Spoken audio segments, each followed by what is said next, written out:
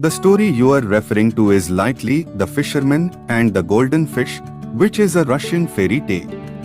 It has been adapted in various cultures with different names and variations.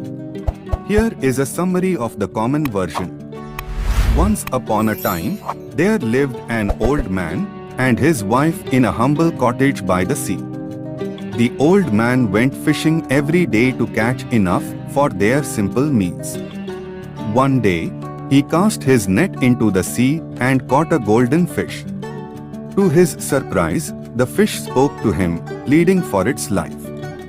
The fish claimed to be a magical being and promised to grant the old man any 3 wishes if he released it.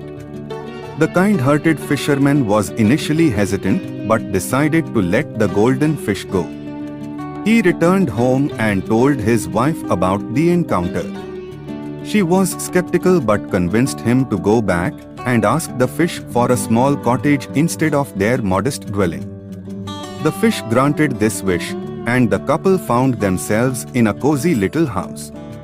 As time passed, the wife grew increasingly dissatisfied with their new life.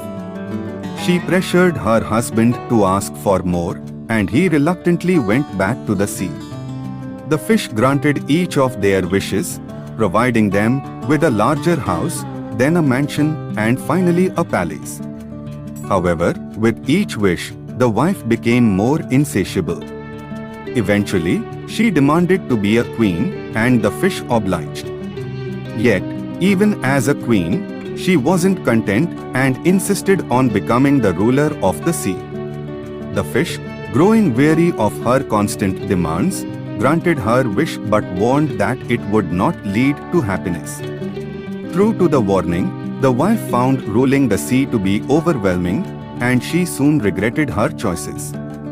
In some versions of the story, the wife's greed and arrogance lead to her downfall, and she ends up back in the humble cottage by the sea. The fisherman, having learned the consequences of unchecked desires, returns to a simple life, grateful for what he originally had. The moral of the story often revolves around the dangers of greed and the importance of contentment with what one has.